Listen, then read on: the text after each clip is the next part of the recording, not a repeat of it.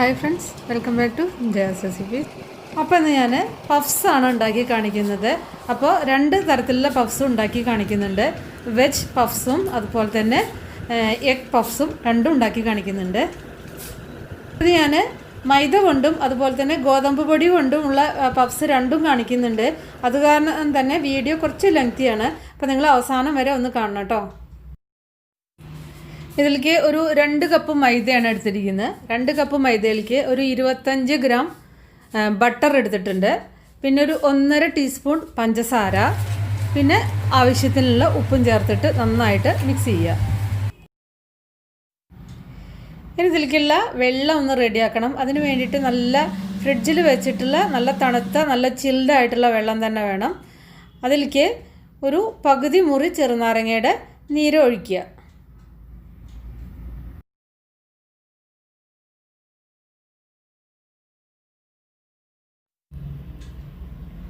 എന്നിട്ട് എല്ലാം കൂടിയിട്ട് മിക്സ് ചെയ്യുക. ഇനി ഈ ചെറുനാരങ്ങ നീര് ചേർത്ത ഈ തണുത്ത വെള്ളം നമ്മൾ കുറച്ചായിട്ട് ഒഴിച്ചിട്ട് ഇത് കുഴച്ചെടുക്കുക. അപ്പോൾ നമ്മൾ സാധാരണ ചപ്പാത്തിക്ക് കുഴയ്ക്കുന്ന പോലെ കുഴച്ചെടുത്താൽ മതി. ഇപ്പോൾ ഇതാ ഞാൻ കുഴച്ചെടുത്തിട്ടുണ്ട്. ഇതിന് നമുക്ക് റെസ്റ്റ് ചെയ്യാനൊന്നും വെക്കണ്ട. ഇത് കുഴച്ച ഉടൻ തന്നെ നന്നായിട്ട് കുഴച്ചെടുക്കണം കേട്ടോ. നല്ല മയത്തിൽ കുഴച്ചെടുക്കുക. എന്നിട്ട് ഒരു 13 അല്ലെങ്കിൽ ഒരു 14 ബോൾസ് ആക്കിയിട്ട് മാറ്റുക. ഇപ്പോൾ ഇതാ ബോൾസൊക്കെ ആക്കിയിട്ട് മാറ്റിയിട്ടുണ്ട്. ഇനി ഇത് ഓരോന്നായിട്ട് എടുത്തിട്ട് സാധാരണ നമ്മൾ ചപ്പാത്തി പരത്തുന്ന പോലെ പരത്തിയെടുക്കുക. ചപ്പാത്തി ഉണ്ടാക്കിയിട്ട് ഇങ്ങനെ നമുക്ക് നല്ല ലെയേർഡ് ആയിട്ടുള്ള ഒരു പഫ്സ് ഉണ്ടാക്കാന്നുള്ള ഈ ടിപ്പ് എനിക്ക് ഒരു തമിഴ് ചാനലിൽ നിന്നാണ് എനിക്ക് ഈ ടിപ്പ് കിട്ടിയത്. പിന്നെ റെസിപ്പിയൊക്കെ ഡിഫറെൻ്റ് ആണ് കേട്ടോ. അപ്പോൾ അതുപോലെ എല്ലാം നമുക്ക് ഇതുപോലെ ഓരോ ചപ്പാത്തിയും പരത്തി വയ്ക്കാം. ഇനി ഒരു 75 ഗ്രാം ബട്ടർ എടുക്കുക. ആ ബട്ടറിൽ നമുക്ക് ഒരു 2 സ്പൂൺ മൈദ ചേർക്കുക. ഒരു 2 ടേബിൾ സ്പൂൺ മൈദ ചേർത്തിട്ട് നന്നായിട്ട് മിക്സ് ചെയ്യുക. എന്നിട്ട് ഈ മിക്സ് ചെയ്ത ഈ മിക്സിന്ന് കുറച്ച് ബട്ടർ എടുത്തിട്ട് നമ്മൾ ഈ പരത്തി വെച്ച ചപ്പാത്തിയുടെ മീതെ സ്പ്രെഡ് ചെയ്ത് കൊടുക്കുക. ഇതുപോലെ ചെയ്യുന്നത് എന്താ വെച്ചാൽ ലെയർ ശരിക്കും കിട്ടാൻ വേണ്ടിയിട്ടാണ് ഇങ്ങനെ ചെയ്യുന്നത് കേട്ടോ. ഇനി ഇതിൻ്റെ മീതെ കുറച്ച് മൈദ തൂവി കൊടുക്കുക. എന്നിട്ട് അടുത്ത ചപ്പാത്തി ഇതുപോലെ ചെയ്യുക, പരത്തുക. എന്നിട്ട് ബട്ടർ കുറച്ച് അതിൻ്റെ മീതെ സ്പ്രെഡ് ചെയ്യുക, കുറച്ച് മൈദ തൂവി കൊടുക്കുക. അങ്ങനെ ചെയ്താൽ മതി. ബാക്കിയെല്ലാം അതുപോലെ തന്നെ ചെയ്യുക. അപ്പോൾ അടുത്ത ചപ്പാത്തിയുടെ മീതെ ഇതുപോലെ തന്നെ ബട്ടർ പരട്ടുക. അതുപോലെ തന്നെ അതിൻ്റെ മീതെ കുറച്ച് മൈദ സ്പ്രെഡ് ചെയ്യണം. നമ്മൾ പൊറോട്ടയൊക്കെ ഉണ്ടാക്കണം അതേപോലെ തന്നെ.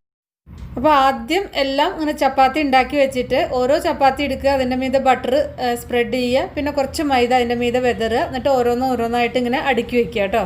അപ്പോൾ അങ്ങനെ ചെയ്താൽ മതി.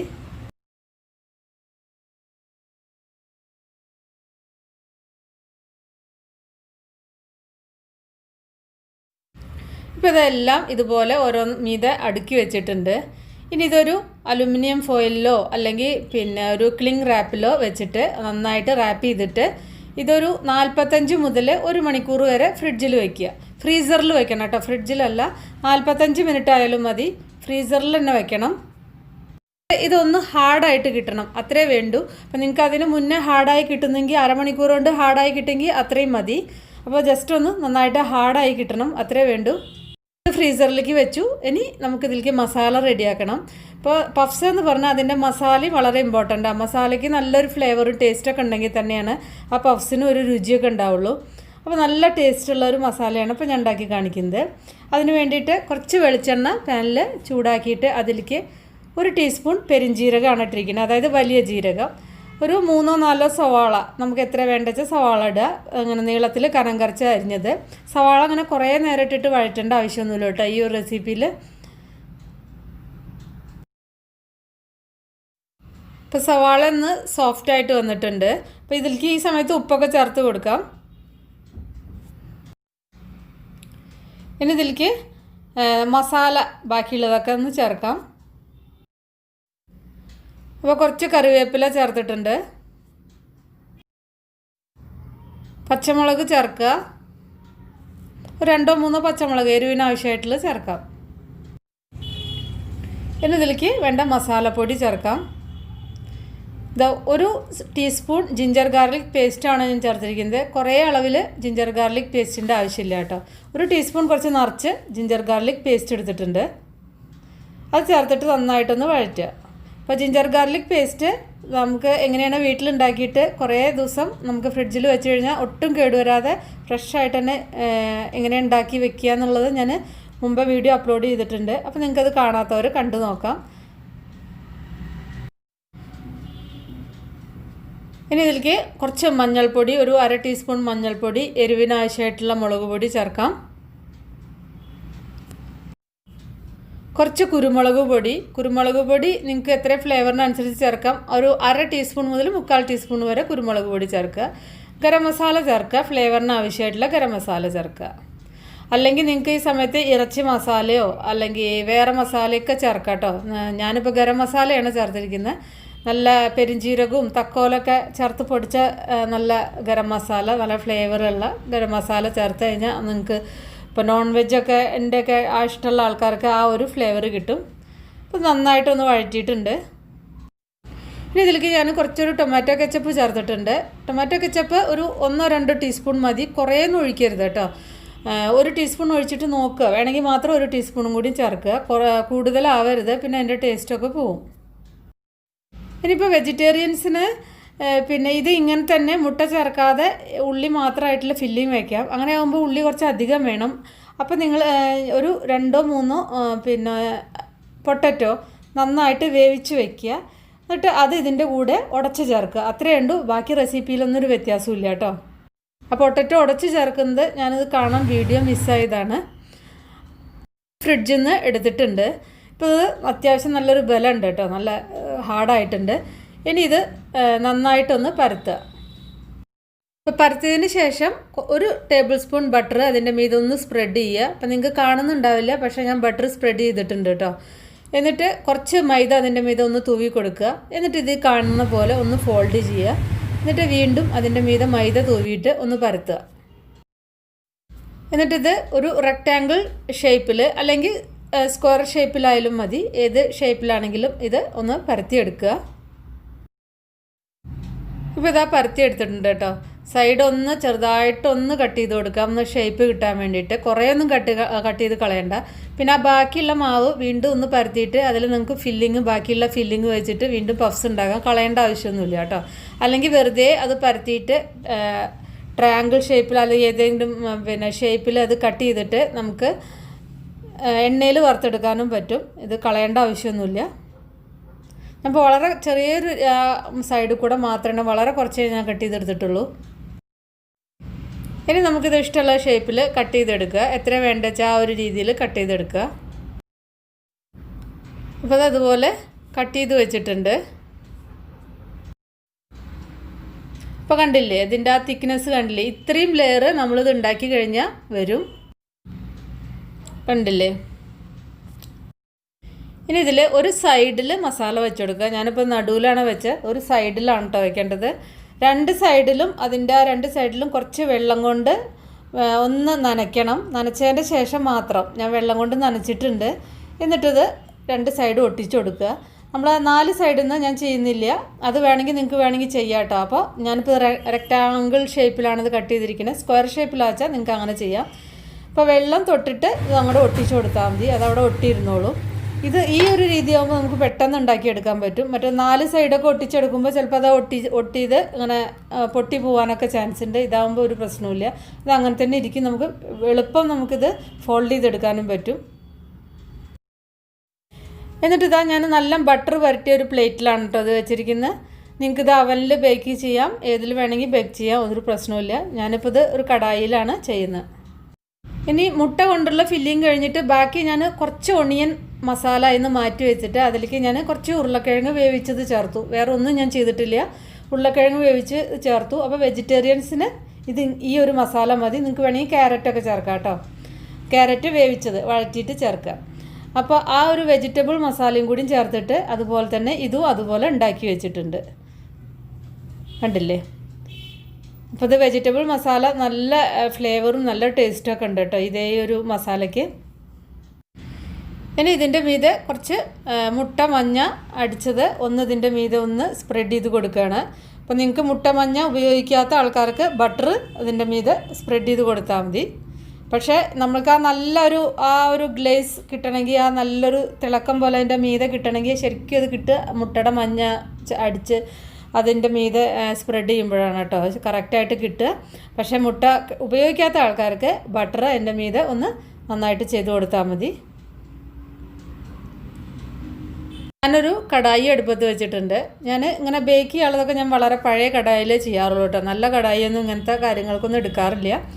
അപ്പോൾ നിങ്ങൾക്കിത് ബേക്ക് ചെയ്യുമ്പോൾ നിങ്ങൾക്ക് ഇഡ്ഡലി പാത്രത്തിൽ ചെയ്യാം, ഏതിൽ വേണമെങ്കിൽ ചെയ്യാം. ഞാനൊരു ഇതേപോലെ കടായി എടുത്തിട്ട് അതൊന്ന് നന്നായിട്ട് ചൂടായിട്ടുണ്ട് ഈ കടായി, അതിലേക്ക് ഇത് വെച്ച് കൊടുക്കുകയാണ്.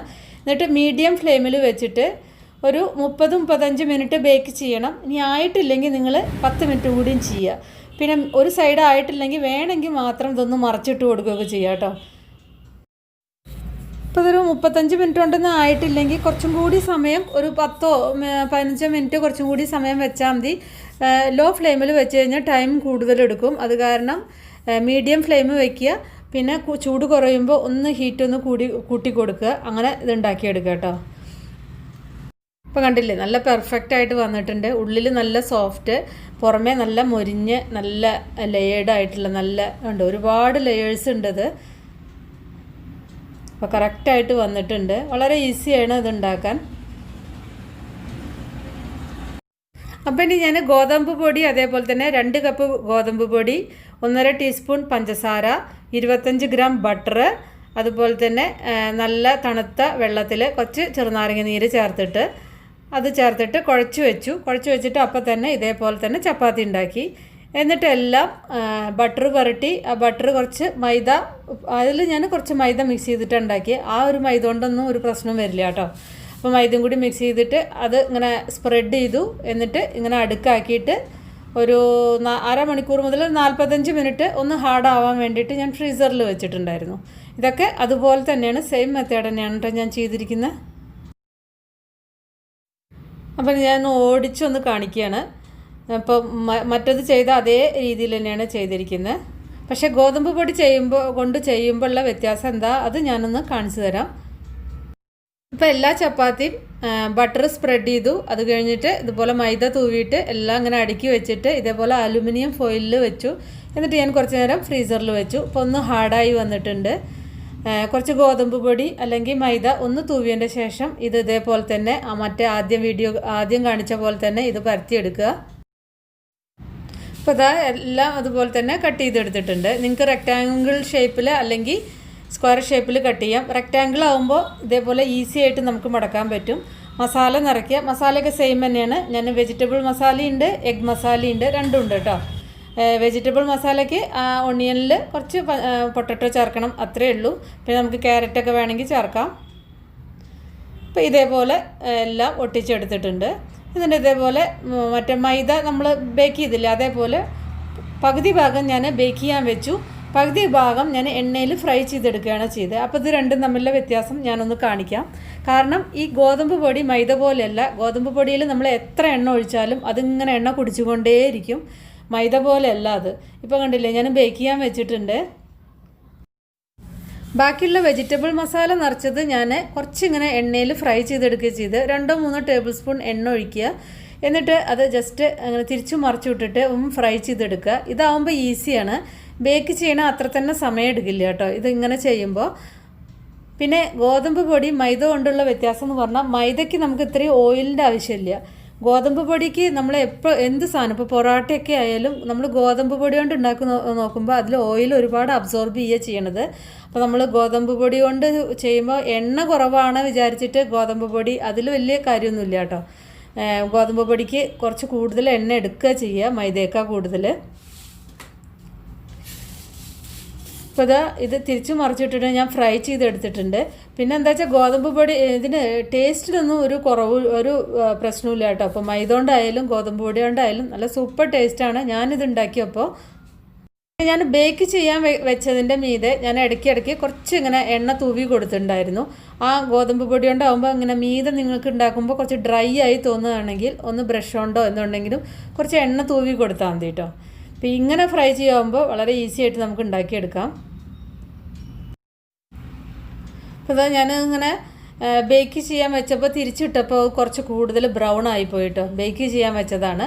ഫ്രൈ ചെയ്തതിന് ഒരു പ്രശ്നവുമില്ല. അപ്പോൾ ഇതാ ബേക്ക് ചെയ്തപ്പോൾ കണ്ടില്ലേ നല്ല ലെയറായിട്ട് വന്നിട്ടുണ്ട്, ഒരു പ്രശ്നവുമില്ല. പക്ഷെ നമുക്കിങ്ങനെ ഡ്രൈ ആയിട്ട് നിങ്ങൾക്ക് തോന്നുമ്പോൾ ബേക്ക് ചെയ്യാൻ വെച്ചേണ്ട കാര്യമാണ് ഞാൻ പറയുന്നത്. കുറച്ച് ഓയിൽ അതിൻ്റെ മീതെ ഇങ്ങനെ ഒന്ന് ബ്രഷ് കൊണ്ട് തൂവി കൊടുത്താൽ മതി. ഈ ഗോതമ്പ് പൊടിക്ക് ഇതാണ് പ്രശ്നം, കുറച്ച് ഓയിൽ കൂടുതൽ അത് അബ്സോർബ് ചെയ്യും, പെട്ടെന്ന് ഡ്രൈ ആവും. വേറെ പ്രശ്നമൊന്നുമില്ല. അപ്പം ഞാൻ പിന്നെന്താ പറയുക, ഇത് ഫ്രൈ ചെയ്തത് ഇതുപോലെ തന്നെ നല്ല ലെയറായിട്ട് വന്നിട്ടുണ്ട്. കണ്ടില്ലേ എത്ര നമ്മൾ ഇതുണ്ടാക്കിച്ചാൽ അത്രയും ആ ലെയർ വന്നിട്ടുണ്ട്. പിന്നെ ആ വെജിറ്റബിൾ മസാലയൊക്കെ സെയിം തന്നെയാണ്. അപ്പോൾ നല്ല ടേസ്റ്റാണ് കേട്ടോ. അത് ടേസ്റ്റൊന്നും ഒരു കുഴപ്പമില്ല, നല്ല സൂപ്പർ ടേസ്റ്റായിട്ട് വന്നിട്ടുണ്ട്. അപ്പോൾ നിങ്ങൾ ഉണ്ടാക്കി നോക്കിയിട്ട് നിങ്ങളുടെ ഫീഡ്ബാക്കൊക്കെ അറിയിക്കുക. വീഡിയോ കുറച്ച് ലെങ്തി ആയിപ്പോയി, എല്ലാവരും ഒന്ന് ക്ഷമിക്കുക. ഇഷ്ടപ്പെട്ടാൽ ഒന്ന് ലൈക്ക് ചെയ്യുക, അല്ലെങ്കിൽ നിങ്ങൾക്ക് ഡിസ്ലൈക്ക് ചെയ്യാം. അതുപോലെ തന്നെ നമ്മുടെ ചാനൽ ഇതുവരെയായിട്ടും സബ്സ്ക്രൈബ് ചെയ്തിട്ടില്ലെങ്കിൽ ഒന്ന് സബ്സ്ക്രൈബ് ചെയ്യുക. അപ്പോൾ ഇനി നമുക്ക് വേറെ ഈസി റെസിപ്പി വീണ്ടും കാണാം. Thank you.